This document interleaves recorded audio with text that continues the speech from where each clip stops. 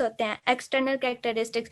External characteristics क्या होते हैं? किसी भी एनिमल की जो है वो फिनोटाइप, उसकी अपीयरेंस होती है, that are decided by the people, और उसको हम खुद डिसाइड करते हैं, क्योंकि ब्रीड के पहले हम खुद कैरेक्टरिस्टिक्स डिसाइड करते हैं कि ये हमारे डिजायरेबल कैरेक्टरिस्टिक्स हैं और ये हमें जो है वो हम अपनी प्रोजेनी में देखना चाह रहे हैं, तो वो कैरेक्टरिस्टिक्स जो है वो हम खुद डिसाइड करते हैं। लेकिन इस डेफिनेशन का एक ड्रॉबैक ये है कि यहाँ पे एक्सटर्नल कैरेक्टरिस्टिक्स पे फोकस उन्होंने किया हुआ है। एक्सटर्नल कैरेक्टरिस्टिक्स उस वे में इंपॉर्टेंट हो सकते हैं जब हम ऑर्नामेंटल एनिमल्स बनाते हैं या पेट्स जो हैं वो क्रिएट करते हैं, क्योंकि ऑर्नामेंटल एनिमल्स की जितनी अट्रैक्टिव लुक होगी वो उतना जो है वो हमें बेनिफिट देंगे। सो उस केस में जो है वो ये इंपॉर्टेंट हो सकते हैं एक्सटर्नल कैरेक्टरिस्टिक्स के, एनिमल्स की अपीयरेंस कैसी है। लेकिन अगर हमने ऐसे एनिमल्स जो हैं वो क्रिएट करने हैं जिनमें गुड मिल्क प्रोडक्शन हो या गुड मीट प्रोडक्शन हो, तो उस केस में जो है वो फिर एक्सटर्नल कैरेक्टरिस्टिक्स जो हैं वो इम्पॉर्टेंट नहीं होते हैं। सो ये इस डेफिनेशन का जो है वो ड्रॉबैक है कि उन्होंने इसमें एक्सटर्नल कैरेक्टरिस्टिक्स पे फोकस किया और उन एनिमल्स के लिए जो कि मिल्क एंड मीट प्रोडक्शन के लिए हमने बनाने होते हैं वो फिर इस कैटेगरी में फॉल नहीं करते। उसके अलावा जो एनिमल्स जो हैं वो जिनकी प्रोडक्टिविटी इनहेंस्ड होती है, ज़्यादा प्रोडक्टिविटी होती है, उनको हम मोस्ट प्रोडक्टिव एनिमल्स जो हैं उनका टैग देते हैं। इसमें एग्जांपल आ सकती है लेग हॉर्न हेन्स की। लेग हॉर्न हेन्स जो हैं वो वाइट एग्स की प्रोडक्शन जो है उनमें ज़्यादा होती है, तो ये मोस्ट प्रोडक्टिव एनिमल्स इनको हम कह सकते हैं। जब हम ब्रीड की बात करते हैं तो दो हमारे पास ऐसी टर्म्स होती हैं। एक टर्म हमारे पास हाइब्रिड होती है और एक होती है प्योर ब्रीड। हाइब्रिड और प्योर ब्रीड जो है इसका कॉन्सेप्ट जो है वो एनिमल्स और प्लांट्स दोनों में है। एनिमल्स में भी डिफरेंट है और प्लांट्स में भी ये कॉन्सेप्ट डिफरेंट है। अगर हाइब्रिड की प्लांट्स में हम बात करें तो दो हाइब्रिड प्लांट्स का मतलब होता है इनका सेम जीनोटाइप है या सेम जेनेटिक कंपोजिशन है। तो दो हाइब्रिड्स की अगर हम मेटिंग करवाते हैं तो जो हमारे पास प्रोजेनी आएगी उसकी जेनेटिक कंपोजिशन जो है वो डिफरेंट होगी, क्योंकि सेग्रीगेशन ऑफ अलील्स का फिनोमिना होता है जिसकी वजह से जो है वो उनका जेनेटिक मेकअप जो है वो चेंज हो जाता है। लेकिन अगर हम एनिमल्स में बात करें हाइब्रिड की, तो हाइब्रिड जो होते हैं वो उनकी जेनेटिक कंपोजिशन जो है वो सेम नहीं होते बल्कि डिफरेंट जेनेटिक कंपोजिशन होती है। और प्योर ब्रीड की अगर हम बात करें प्लांट्स में, तो प्योर ब्रीड क्या होता है कि एनिमल प्लांट्स होते हैं वो सेल्फ फर्टिलाइजेशन का फिनोमिना कर रहे होते हैं। अब सेल्फ फर्टिलाइजेशन जो है वो प्लांट्स में तो हो सकती है लेकिन वो एनिमल्स में नहीं हो सकती सेल्फ फर्टिलाइज इन ब्रीडिंग जो है, क्योंकि इससे जो है वो आउटकम्स जो होते हैं वो नेगेटिव होते हैं। 1940s एंड 50s में जो है वो एक्सपेरिमेंट्स किए गए थे ये चेक करने के लिए कि जो है वो अगर हम एनिमल्स में इन ब्रीडिंग का फिनोमिना करवाते हैं तो उसके क्या आउटकम्स आएंगे। जब ये फिनोमिना करवाया गया था तो उस टाइम पे जो है वो एनिमल्स जो हमारे पास आए थे उनमें जो है वो फर्टिलिटी नहीं थी, इनफर्टाइल एनिमल्स प्रोड्यूस हुए थे, और दूसरा उनमें एबनॉर्मेलिटीज भी थी। तो इस वजह से हम एनिमल्स में इन ब्रीडिंग का प्रोसेस नहीं करवाते बल्कि दो डिफरेंट एनिमल्स हम लेते हैं जिनमें जेनेटिक वेरिएशन होती है, उनका सेम जीनोटाइप नहीं होता, उनकी हम जो है वो ब्रीडिंग करवाते हैं। Next is breed conservation. Breed को जो है वो हम प्रोटेक्ट क्यों कर रहे हैं, उसको हम कंजर्व क्यों कर रहे हैं, उसकी हमारे पास मल्टीपल रीजंस होती हैं। एक रीजन ये होती है कि हम ब्रीड को इस वजह से कंजर्व करना चाह रहे हैं कि अभी उस ब्रीड में हमारे प्रॉफिटेबल जीन्स प्रेजेंट है, हमें उनसे बहुत बेनिफिट मिल रहा है, तो उन जीन्स को हम फ्यूचर में यूटिलाइज करने के लिए जो है वो उन जीन्स को कंजर्व कर लेते हैं ताकि फ्यूचर में भी हम इनको जो है वो यूटिलाइज कर सकें।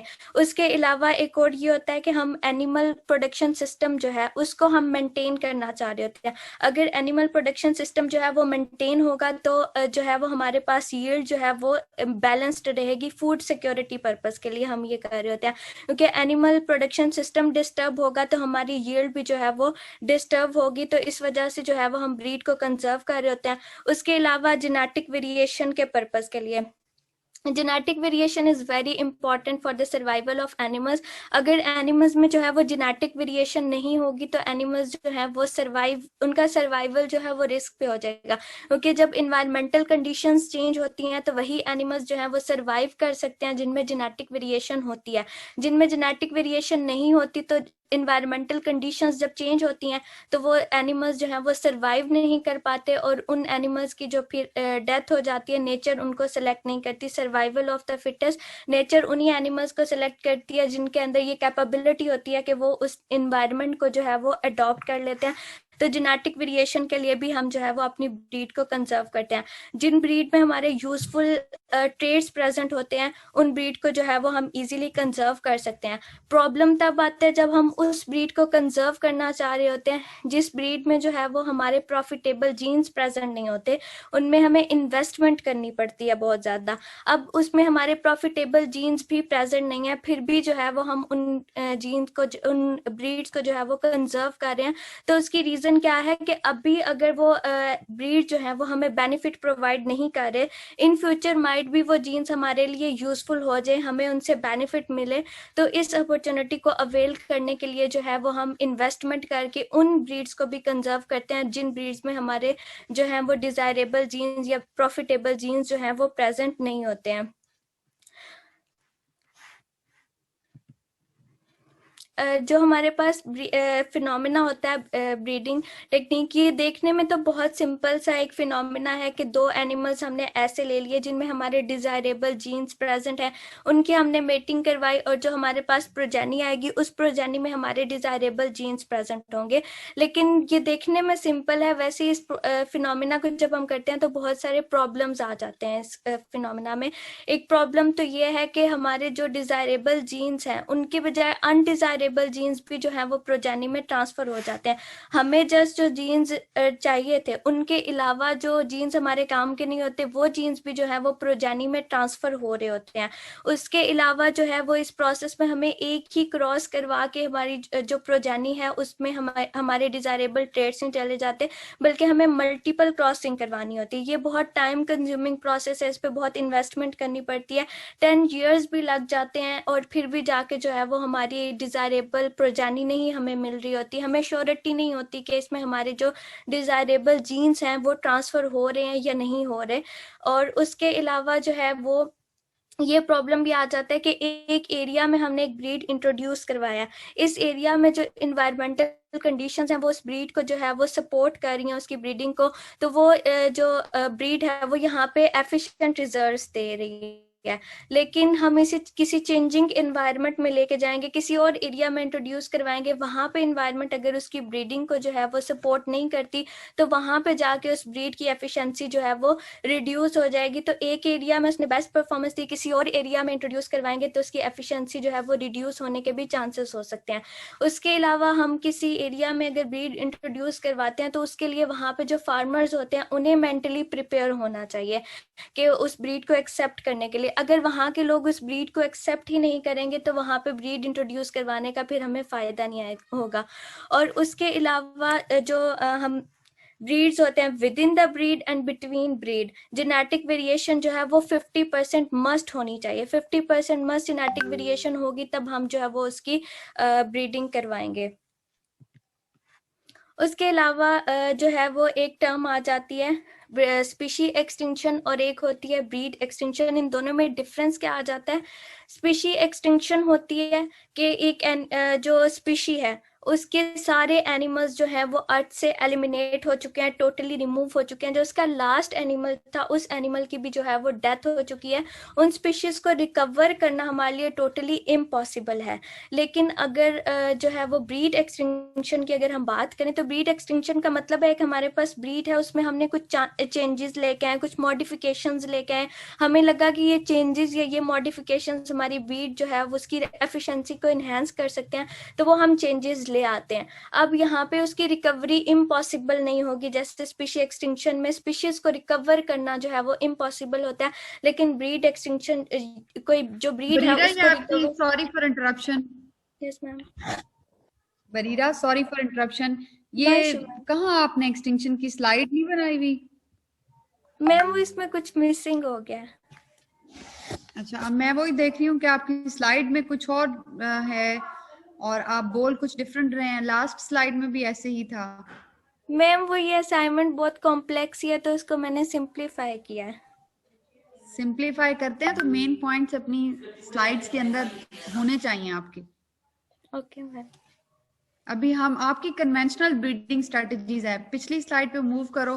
तो आपने इसमें स्निप्स का जिक्र किया हुआ है, तो स्निप्स तो मेरे ख्याल में कन्वेंशनल ब्रीडिंग स्ट्रेटजी में नहीं आती हैं, वो एडवांस ब्रीडिंग स्ट्रेटजीज हैं या वो मॉलिक्यूलर जेनेटिक्स हैं।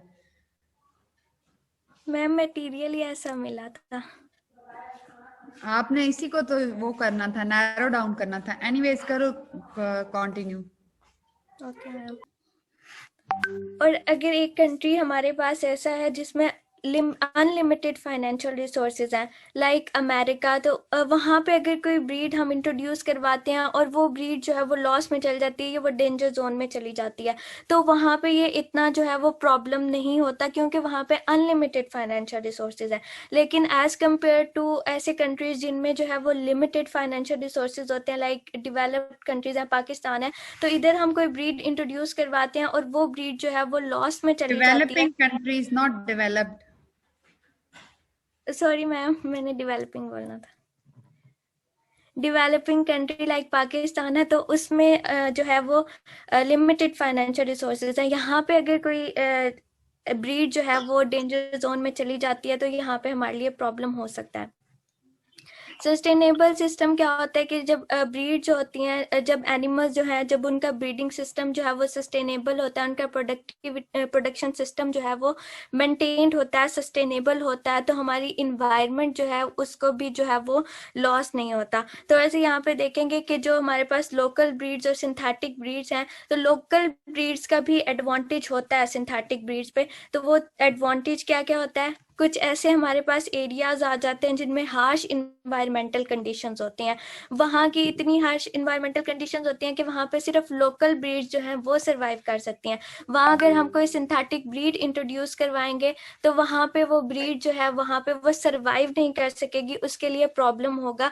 तो लोकल ब्रीड जो है वो उसका यहाँ पे बेनिफिट आ जाता है। इसमें एग्जाम्पल आ जाती है स्वैम्प ट्रॉपिकल एरियाज जो होते हैं, उनमें कैटल जो है उसको अगर हम जो है उसमें कैटल जो है उसको इंट्रोड्यूस करवाना जो है वो प्रॉब्लम होता है, शीप गोट्स आ जाती हैं इनमें। तो ये वहाँ पे उनके वो इन्वायरमेंटल कंडीशंस को जो है वो फेस नहीं कर सकती।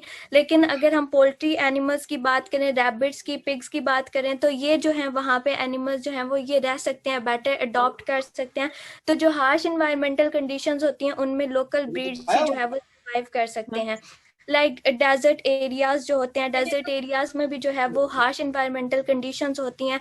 तो ये ब्रीड जो है वो उनके जो एनिमल्स, लोकल एनिमल्स होते हैं, लोकल प्लांट्स होते हैं, लाइक डेजर्ट्स में कैमल्स होते हैं, लिजर्ट है, प्लांट्स में कैक्टस प्लांट आ जाता है। तो ये क्योंकि प्लांट्स और एनिमल्स इन्होंने वहाँ पे उस इन्वायरमेंट को बेटर अडॉप्ट किया होता है, तो ये एनिमल्स जो हैं और प्लांट्स जो हैं वो उस इन्वायरमेंट को जो है वो सर्वाइव कर सकते हैं। तो यहाँ पे हम लोकल ब्रीड को ही इम्प्रूव करते हैं, क्योंकि न्यू सिंथेटिक ब्रीड हम यहाँ पे इंट्रोड्यूस नहीं करवा सकते, ताकि यहाँ के लोग जो हैं वो इन्हीं एरियाज तक रहें। अगर ये अर्बन एरियाज की तरफ मूव करके जाएंगे, तो फिर वहाँ पे जो है वो अर्बन एरियाज में जो है वो बर्डन जो है वो इंक्रीज होगा। उसके अलावा जो लोकल ब्रीड्स होते हैं वो इन्वायरमेंट फ्रेंडली होते हैं। जब हम इनको मीट पर्पस के लिए एनिमल्स को जो है वो स्लॉटर करते हैं, तो इन्वायरमेंट पे भी जो है वो इनका इफेक्ट होता है। अगर लोकल ब्रीड की हम लोकल एनिमल है उसकी अगर हम स्लॉटिंग करेंगे, तो उसकी स्लॉटिंग की वजह से लेस कार्बन इन्वायरमेंट में प्रोड्यूस होगी। लेकिन अगर हम सिंथेटिक ब्रीड की स्लॉटिंग करेंगे तो उसकी वजह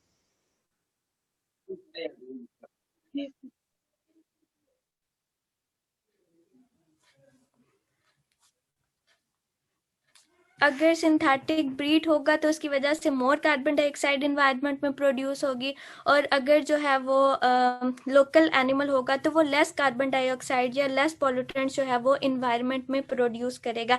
इसके एग्जांपल हम हैंस के केस में ले सकते हैं कि जो हमारे पास सिंथेटिक ब्रीड होती हैं, अगर हमने उन्हें आर्टिफिशियल इन्वायरमेंट दिया हुआ है, उन्हें इनरिच्ड केजेस में रखा हुआ है, उनको प्रॉपर रिसोर्सेज प्रोवाइड कर रहे हैं, तो इन हैंस की जब हम स्लॉटिंग करेंगे तो इसकी वजह से जो है वो ज़्यादा कंटेमिनेशन जो है वो प्रोड्यूस होगी।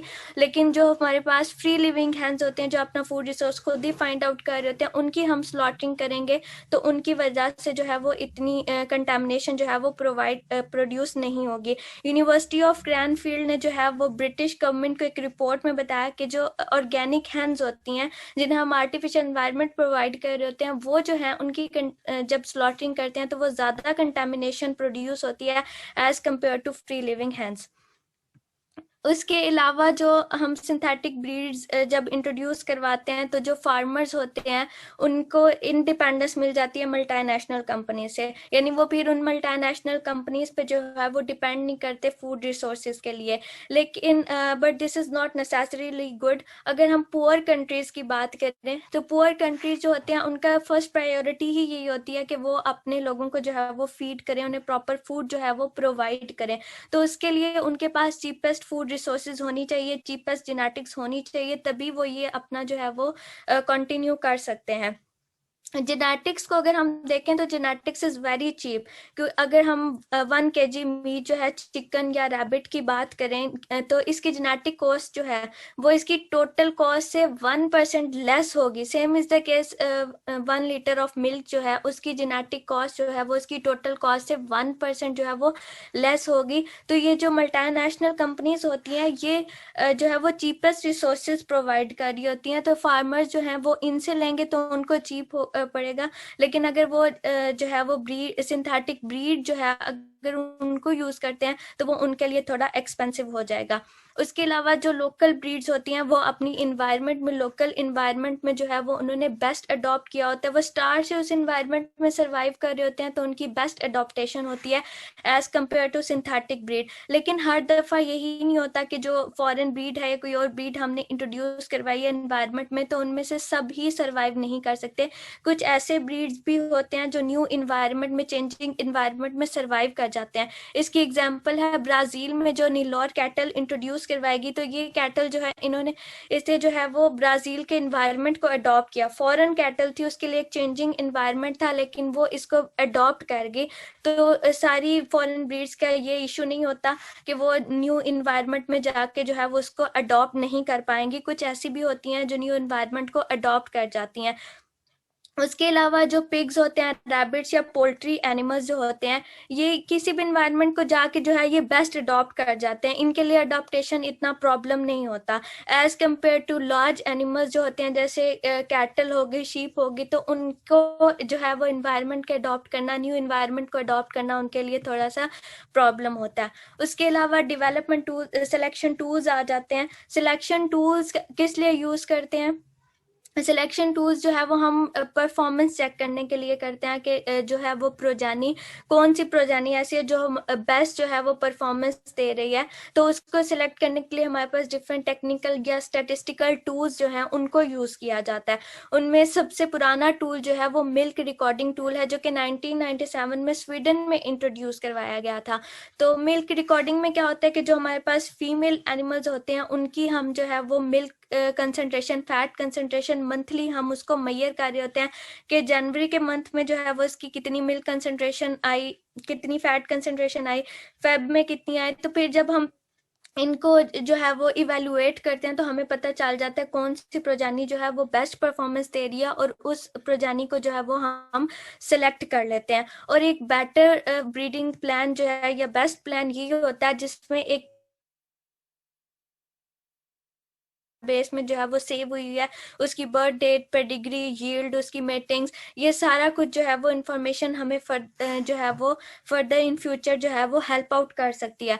उसके अलावा आर्टिफिशियल इंसेमिनेशन का जो टूल है, आर्टिफिशियल इंसेमिनेशन 1960s में जो है ये टेक्निक इंट्रोड्यूस करवाई गई थी। आर्टिफिशियल इंसेमिनेशन क्या होती है कि हम मेल का स्पर्म लेते हैं और डायरेक्टली वो हम फीमेल के यूट्रस में जो है वो से इंट्रोड्यूस करवा देते हैं। नेचुरली स्पर्म्स जब जो है वो फीमेल बॉडी में मूव करते हैं तो उनको ऑब्स्टेकल्स फेस करने पड़ते हैं। तो इस प्रोसेस में हम क्या करते हैं कि वो डायरेक्टली ही हम यूट्रस में भेज देते हैं और वहां पे जाके वो एग के साथ मेटिंग करता है और जाइगोट जो है वो प्रोड्यूस हो जाता है। तो ऐसी फीमेल जिनमें फर्टिलिटी प्रॉब्लम आ रहा होता है तो उनमें हम आर्टिफिशियल इंसेमिनेशन का टूल जो है वो यूज कर सकते हैं।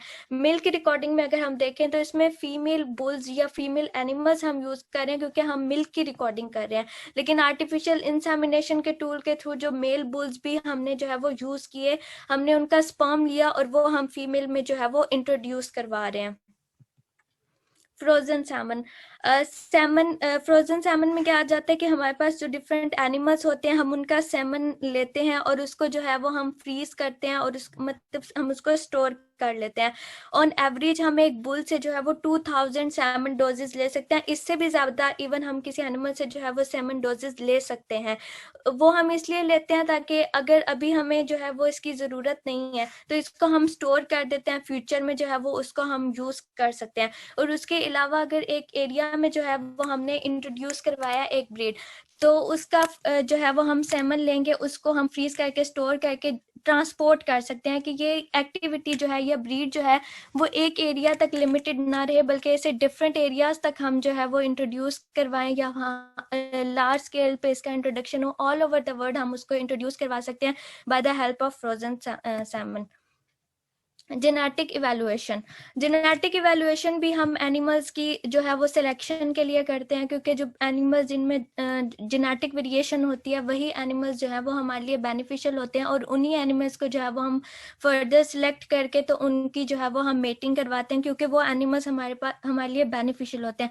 ऐसे एनिमल्स जिनमें जेनेटिक वेरिएशन नहीं होती वो हमारे लिए यूजफुल नहीं होते, तो उन एनिमल्स को जो है वो हम सेलेक्ट नहीं करते। इंटरनेशनल बॉडी एक थी इंटरबुल, उसको 1983 में जो है वो क्रिएट किया गया, एंड आफ्टर 1997 35 कंट्रीज जो है वो इसके मेंबर बन चुके हैं। इंटरबुल का मेजर जो है वो पर्पस क्या है कि इसमें रिसर्च, डिफरेंट कंट्रीज जो है वो रिसर्च करते हैं, डिफरेंट मेथड्स को डेवलप करते हैं जेनेटिक इवैल्यूएशन के लिए या प्रोजेनिक इवैल्यूएशन के लिए, ताकि हमें बेस्ट से बेस्ट एनिमल्स मिले और उन एनिमल्स को जो है वो हम उनकी ब्रीडिंग करवा के उन्हें हम जो है वो यूटिलाइज करवा सकें।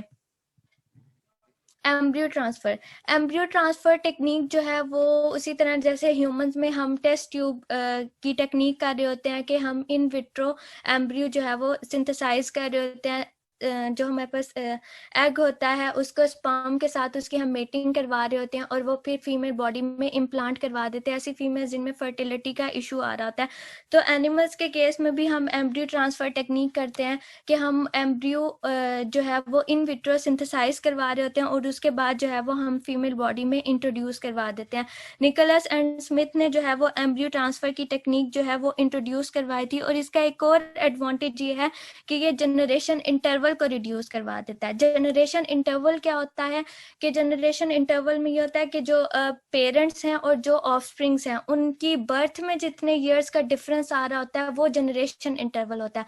तो जनरेशन इंटरवल को ये रिड्यूस करवा देता है ताकि ज्यादा से ज्यादा एनिमल्स जो हैं वो प्रोड्यूस करवा सकें। नेक्स्ट है factors that are affecting genetic gain. कुछ फैक्टर्स ऐसे हैं जो कि जेनेटिक गेन को जो है वो अफेक्ट कर रहे होते हैं। उनमें एक आ रहा होता है एक्यूरेसी ऑफ सिलेक्शन, कि हम एनिमल्स को सिलेक्ट किस बेस पे कर रहे होते हैं। आइदर हम एनिमल की अपनी परफॉर्मेंस की बेस पे उसकी अपनी परफॉर्मेंस की बेस पे सिलेक्ट करेंगे या उसकी रिलेटिव्स की जो है परफॉर्मेंस की बेस पे सिलेक्ट करें कि इसके रिलेटिव्स जो है एनिमल्स उनमें बेस्ट परफॉर्मेंस थी तो ये एनिमल भी बेस्ट परफॉर्म करेगा, तो उस बेस पे भी हम उसको सिलेक्ट कर सकते हैं। लेकिन सिलेक्शन जो है वो बहुत इंपॉर्टेंट होती है। सिलेक्शन अगर हमने बेस्ट सेलेक्ट किया है एनिमल को तो वो एनिमल जो उससे हमारी क्या होगी, यील्ड इंक्रीज होगी, हमारी जेनेटिक गेन जो है वो इंक्रीज होगी। लेकिन अगर एनिमल जो है वो हमने बेस्ट सेलेक्ट नहीं किया, उसकी सपोज हमने रिलेटिव्स की परफॉर्मेंस की बेस पे उसको सिलेक्ट कर लिया, उसकी रिलेटिव्स की परफॉर्मेंस तो बेस्ट है, माइट भी उसकी परफॉर्मेंस उतनी ना हो, उसकी एफिशिएंसी उतनी ना हो, तो यहाँ पे यील्ड जो है वो रिड्यूस हो सकती है। उसके अलावा जेनेटिक वेरिएशन जो है ये भी इंपॉर्टेंट होती है। ऐसे एनिमल्स जिनमें जेनेटिक वेरिएशन होगी उन एनिमल्स की यील्ड जो है वो इनहेंस होगी, जेनेटिक गेन जो है वो इंक्रीज होगी। लेकिन ऐसे एनिमल्स जिनमें जेनेटिक वेरिएशन नहीं होगी तो वो एनिमल्स जो है वहाँ पे यील्ड जो है वो डिक्रीज होगी। तो जेनेटिक वेरिएशन भी अपना जो है वो रोल प्ले करती है। उसके अलावा हेरिटेबिलिटी होती है। हेरिटेबिलिटी क्या होती है कि पेरेंट्स से ऑफस्प्रिंग में कौन से जो है वो जीन्स ट्रांसफर हो रहे हैं। अगर हमारे डिजायरेबल जीन्स जो है वो पेरेंट्स से ऑफस्प्रिंग्स में ट्रांसफर हो रहे हैं तो वो हमारे लिए बेनिफिशियल है, हमारी जेनेटिक गेन जो है वो इंक्रीज होगी। लेकिन अगर हमारे अनडिजायरेबल जीन्स जो है वो ट्रांसफर हो रहे हैं तो उससे जो गेन है वो रिड्यूस होगी। नेक्स्ट है रिकॉर्डिंग ऑफ डिजीजेस। जो ब्रीड होते हैं उनमें डिफरेंट डिजीजेस जब अटैक करते हैं तो हम उस डिजीजेस को जो है वो आइडेंटिफाई कैसे करते हैं। अगर जो है वो जेनेटिक डिसऑर्डर आ रहा है, जीन में म्यूटेशन आ रही है, तो उसके लिए हम डीएनए टाइपिंग का मेथड यूज कर सकते हैं। डीएनए टाइपिंग का मेथड क्या करता है कि इसमें अनडिजायरेबल एंड डिजायरेबल जीन्स को जो है वो डिफ्रेंशिएट कर देता है। इससे हमें पता चल जाता है कि ये हमारे डिजायरेबल जीन्स है, ये हमारे अनडिजायरेबल जीन्स हैं। तो जो अनडिजायरेबल जीन्स होते हैं उनको हम एलिमिनेट कर देते हैं। उसके अलावा एक और डिजीज है बोवाइन ल्यूकोसाइट एडहेरियन डेफिशिएंसी। ये डिजीज जो है ये कार्ब्स को अफेक्ट करता है और ये रिसेसिव जीन की वजह से ये डिजीज जो है वो हो रहा होता है। अगर ये क्योंकि ये रिसेसिव जीन है तो ये होमोजाइगस फॉर्म में प्रेजेंट होगी, तो इससे जो है वो कार्ब्स में ये डिजीज हो जाएगा, इनका इफेक्ट जो है वो डोमिनेट कर जाएगा और ये इम्यूनो डेफिशिएंसी जो है वो कॉज करता है। लेकिन अगर ये हेट्रोजाइगस फॉर्म में होंगे तो फिर जो है वो डोमिनेंट अलील का ही इफेक्ट शो होगा, फिर इसका जो है वो मिनिमाइज हो जाएगा इफेक्ट।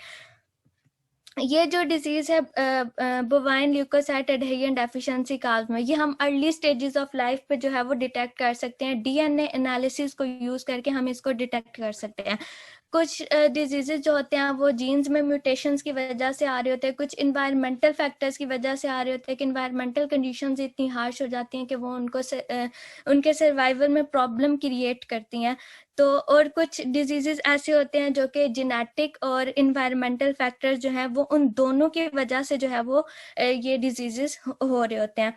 उसके अलावा हम एक्सटेंसिव क्रॉस ब्रीडिंग जो है वो उन एनिमल्स में करवा सकते हैं जिनमें प्रोडक्शन जो है रिप्रोडक्शन मेजर रोल प्ले कर रही होती है, जिनका रिप्रोडक्शन जो है वो रेट फास्ट होता है। लाइक अगर हम पोल्ट्री एनिमल्स की बात करें, रैबिट्स की बात करें, तो उनमें रिप्रोडक्शन रेट जो है वो फास्ट होता है, तो उन एनिमल्स में हम एक्सटेंसिव ब्रीडिंग करवा लेते हैं। लेकिन जो लार्ज एनिमल्स होते हैं, काउस की, शीप्स की अगर हम बात करें, तो इनमें हम एक्सटेंसिव ब्रीडिंग करवाएंगे तो उसकी वजह से जो है वो फर्टिलिटी प्रॉब्लम हो जाता है, तो इनमें हम एक्सटेंसिव ब्रीडिंग जो है वो नहीं करवाते। लास्ट पे आ जाता है मल्टी ट्रेड सिलेक्शन के, हम मल्टीपल ट्रेड्स जो हैं वो किस बेस पे सिलेक्ट कर रहे होते हैं एनिमल्स में। डिफरेंट ट्रेड्स जो हैं, पहले तो हमने ये डिसाइड करना होता है कि हमने जो है वो ब्रीड किस पर्पस के लिए सिंथेसाइज करनी है। ऑर्गन ट्रांसप्लांटेशन के लिए है, ऑर्नामेंटल पर्पस के लिए है, या किसी मिल्क या मीट प्रोडक्शन पर्पस के लिए है। तो हम पहले उन ट्रेड्स की जो है वो इकोनॉमिक इम्पोर्टेंस देखते हैं कि वो इकोनॉमिकली कितने इंपॉर्टेंट हैं, वो हमें इकोनॉमिक्स में कितना हेल्प आउट कर सकते हैं। उसके अलावा जो है इनके इकोनॉमिक वेट जो है उसमें इनकी एथिकल वैल्यूज आ जाती हैं, वेलफेयर आ जाती है, एथिकली जो है ये एनिमल अलाउड हैं या नहीं, उनकी परफॉर्मेंस को जो है वो हम जो है वो चेक करते हैं, उसमें से फिर एनिमल सेलेक्ट करते हैं, उनके रिलेटिव्स की परफॉर्मेंस की बेस पे सेलेक्ट करते हैं। उस वे में जो एनिमल्स बेस्ट परफॉर्म करता है फिर उन एनिमल्स को हम सेलेक्ट करके तो उनकी ब्रीडिंग करवाते हैं। That's all.